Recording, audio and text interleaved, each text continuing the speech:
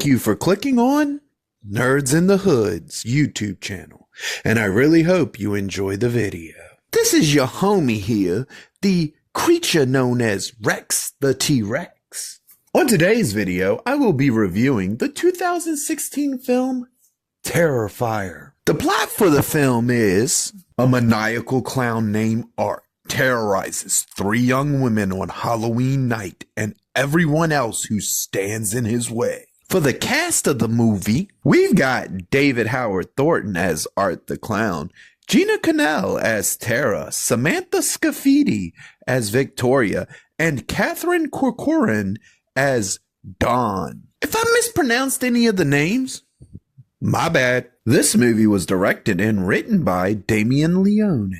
This movie was filmed in New York. I want to start by giving everybody a warning for this film. If you're someone who watches a horror movie here and there very rarely, or you don't really like extreme amounts of gore or batshit crazy like kills that just go kind of over the top with everything, this might not be a movie you want to watch.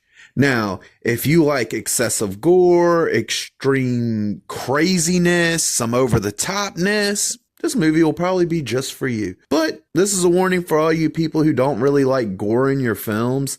This is a gore-heavy film. It probably won't be for you. Like, if you watch a Friday the 13th movie here and there, this is not the movie for you. If you watch Freddy Krueger, you might start to work into the area of where this movie is in, but this is one of those kind of extreme horror films when it comes to the goriness and the kills. I just wanted to let y'all know that. The opening credits do great at setting up Art the Clown, and the way that it's done and presented kind of reminds me of the way that they do the opening for the original Nightmare on Elm Street film, and the way that it focuses on the thing that kind of defines the character or is supposed to be the standout thing for the character. In this instance, it's Art putting on makeup. You never really get to see his face either without the makeup. You get bits and pieces of it, but it's done so well you never get a full idea of what the face looks like. Really well done. The basic design for Art is simple, but it works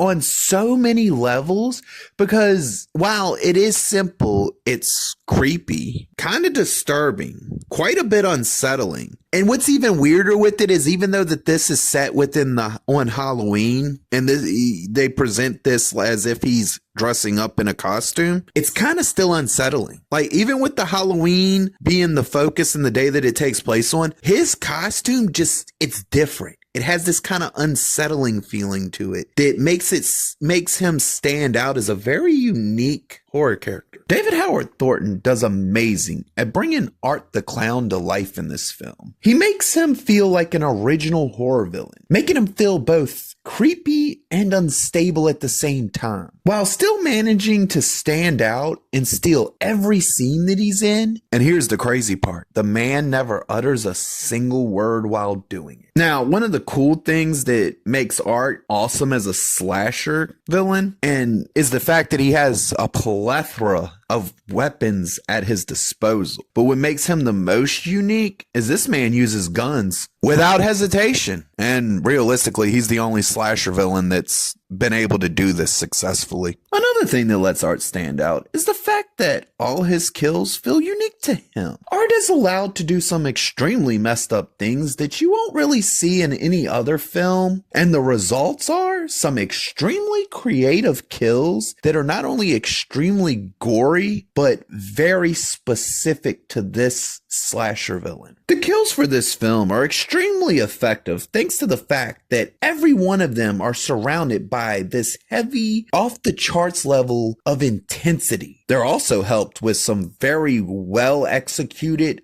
effects. Damien Leone does amazing with showing just how talented he is when it comes to the genre of horror and the subgenre of slasher films. I'm telling you right now, his talents are on full display in this movie. And a lot of his talents are on full display due to the fact that this movie was made on a mind-blowingly small budget. So the things that this man was actually able to pull off, Hollywood wishes they could figure this code out or figure out how to do what he did on the budget that he did it in. Because if they would have done it, it would have cost millions of dollars and probably not have been anywhere as good or as effective. And at the end of the day, the man sat out to make pure entertainment, and that's what he did. He gave us a purely entertaining film that is just about watching art murder people and enjoying what the movie is about, allowing you to escape reality for a little bit. And that's the beauty of what this man can do. He knows how to make movies that are pure entertainment in the current year,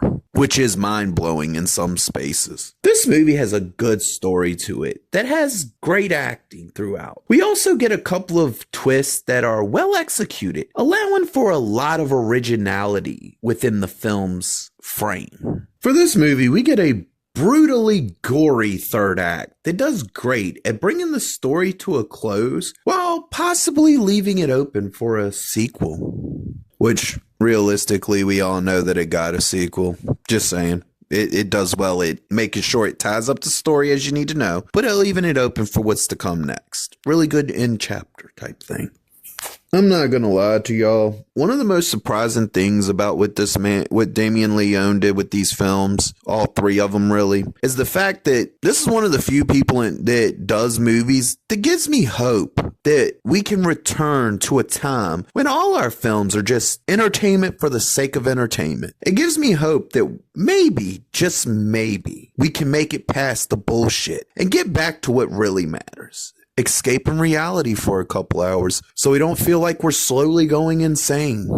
And that's what this movie does for me, and with the way it's made and everything, and the fact that it is pure entertainment, it gives me hope that we will get more movies that are just pure entertainment. This movie shows that we can still get true, real horror films. I ain't talking about that elevated horror crap where they take a non-horror story, add a couple horror elements to it, and try to convince you that it's horror, when realistically it's closer to being a thriller. No, this ain't that. This is a legitimate horror film that's got realistic horror things in it, and goes places even, that are meant to make you feel slightly uncomfortable. Make you feel like maybe this is wrong to watch even. But you keep watching because you can't take your eyes off the screen because you want to know what the hell's going to happen next. And that's where this movie succeeds in a lot of places.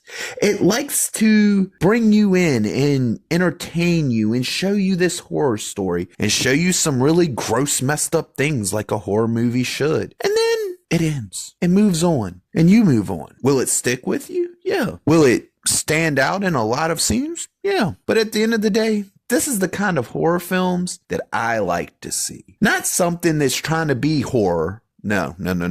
Real, pure, true, focused, unfiltered, terrifying horror. That's what this movie is. And it's beautiful for it. And that's why it gets the rating that it gets. This movie gets the rating of now that was something special. Do the homie a favor. If you like the video, hit that like button. If there's something you would like to specifically see me review, whether it be a book, a movie, or a video game, drop that in the comments section down below. And don't forget to hit the subscribe button so you can get more of the homie, Rex the T-Rex.